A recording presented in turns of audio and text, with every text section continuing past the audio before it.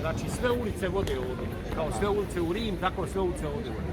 Jer je ovo trg glavni, a okolo su male ulice i svaka ulica ima ime, naziv po zanimanju po kome se ljudi bave. Pa negdje su kazanđije, negdje čurčije, znači da li je krzno, da li je koža, da li je znači, bakar i tako dalje. I ovdje se nalazi sebi, to je javna česma da se pije voda. To je napravljeno 1530. prije 500 godina kroz trešnjevo drvo. Kod drvo, znaš šta je drvo? Od trešnje cijevi da se pije voda i ima takvih 167 česama da se besplatno pije voda. Sad idemo ovom ulicom, to je ulica gdje se rade kaiševi od kože. Idemo prema duhovnoj hramu džamija, to je Božja kuća, jel? Kao i sve, koja je opjevana u pjesmama, snimljeni filmovi, to je Gazi Husret Begova džamija. I idemo tim dijelom baš šaši.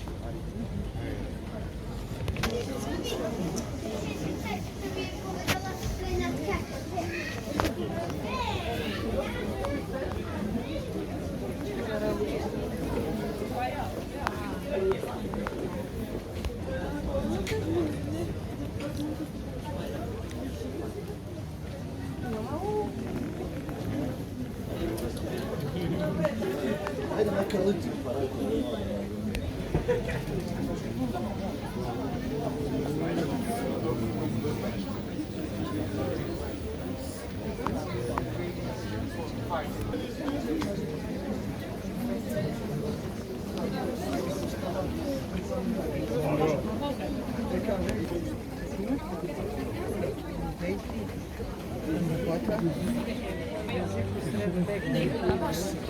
Islamska srednja škola koja je napravljena 1537. godine, znači skoro 500 godina. I ona je internatskog tipa. Znate šta to znači? Tu žive učenici, da, spavaju, jedu i moraju imati knjige. Tad je napravljena i prva biblioteka 1538. 50.000 knjiga je bilo na svim jezicima i pisma tadašnjeg vremena. To je napravio Gazi Husret Beg. On je napravio ovu džamiju preko puta, ali je zatvoren ulaz, pa nismo mogli. To je jedna od najljepših džamija u Sarajevu iz 1531. godine. Znači, on je vladao Sarajevom od 1520. do 1541. godine i tada u to vrijeme imao savjetnike. Znate šta je savjetnik? Samo pametni ljudi imaju savjetnike, jer budala misli da sve zna, jel tako?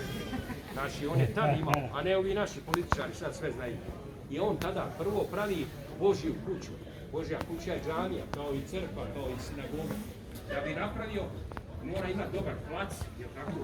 Na placu vama iza leđa. Tu je za ljude koji ne čuju kad se molitvu, poziva se glasom na molitvu, a ljudi kuckaju ne čuju, a ovako vizualno vidi kad je vrijeme. I to je u Evropi jedini koji radi na lunarno vrijeme, to je od izlaska do zalaska sunca, to je po islamskom. Znači, nije juče i danas isto izašlo sunce, jel tako? Zato mora svaki dan da se navija sat. Jer juče je i danas je različito izašlo sunce u 3 minute, jel tako? Jel me razumijete šta pričam? I to, taj čovjek koji navija zove se Vekit, to je taj što navija, taj sat. Znači, i to je taj duhovni dio, ovo je edukativni, znači škola, za sve to treba imati novca, jel tako? A taj Gazi Husret Beg, on je imao puno novca i bio pametan. A on je pametan po tome što je, znamo čim je imao savjetnika, a bogat je bio jer je njegov djed, znate šta je djed, bio sultan.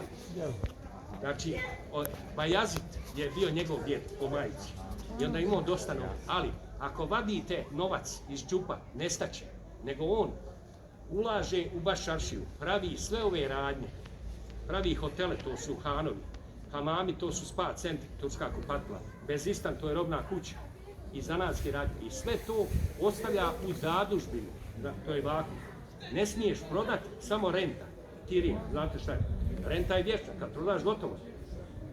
Znači 500 godina i sve ovo što je napravljeno i danas je pod tom zadužbinom i od toga novca se školuju sirotinja, nadareni ljudi, sportisti, javna kuhinja i tako dalje.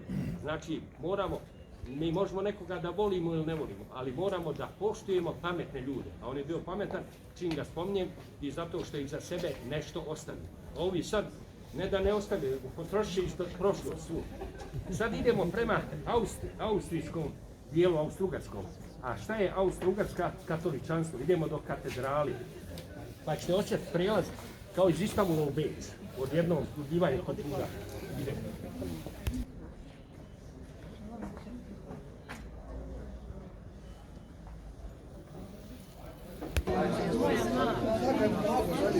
Voor de maand op school. Ondanks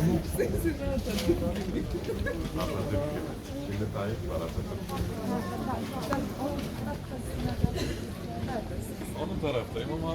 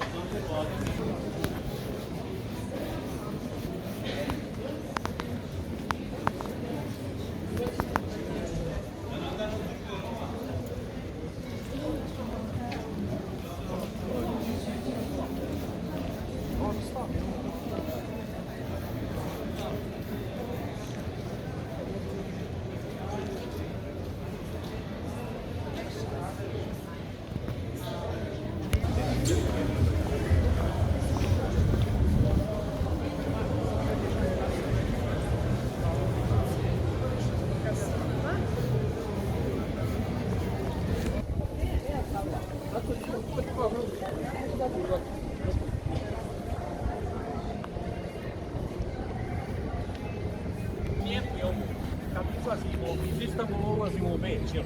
Arhitektura je druga, jel tako? Da, i ovo vas, znači, posjeća na taj period, kao da ste u Beču ili u Austriji, bilo gdje. To su radili dvojica arhitekata. Jedan se zvao Karl Karzik, drugi Josip Vančač. I oni rade i ovu katedralu, to je gotsko-romanski stil.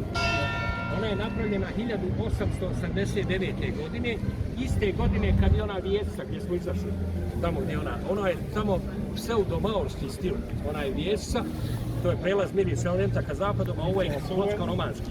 I ovdje ima ispred, vidite, prvi spomenik Papi Ivanu Pavlu II, prvi na svijetu spomenik je ovdje njemu postavljen, zato što je on dolazi u Bosnu i Hercegovini 2 puta, a i Papa Francisco, Papa Franjo, sadašnji je bio u Sarajevu i u Bosni i Hercegovini. Nema puno katolika, ali su bitni Vatikanu, znači nema procentualno dosta katolika, ali su bitni Vatikanu i ima, zato Papa dolazi ovdje, ima ambasador Svete stolice, to je Nunci, jel, iz Vatikana ovdje.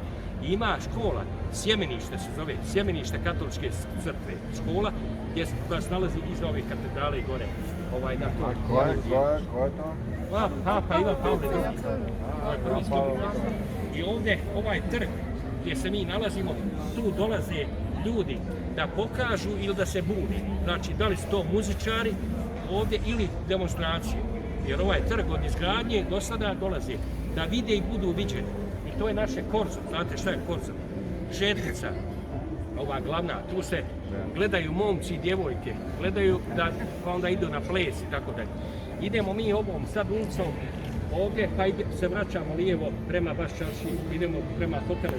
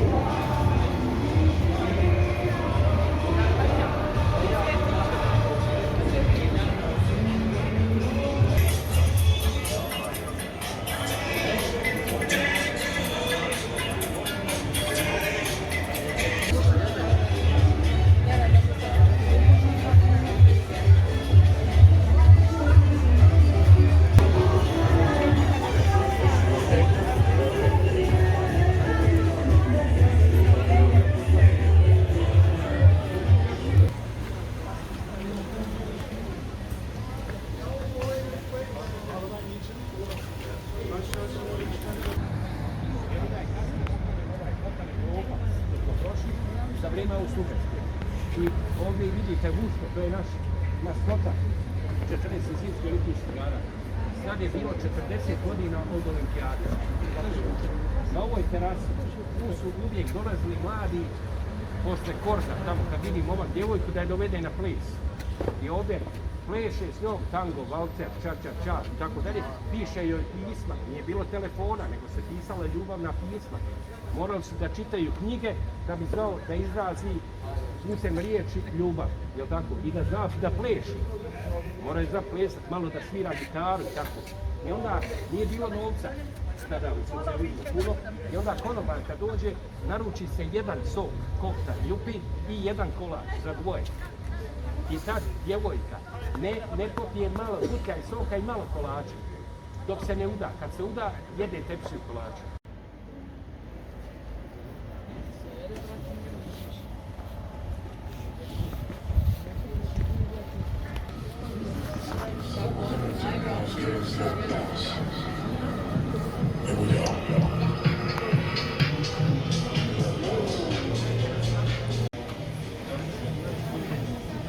Toalet je na spratu.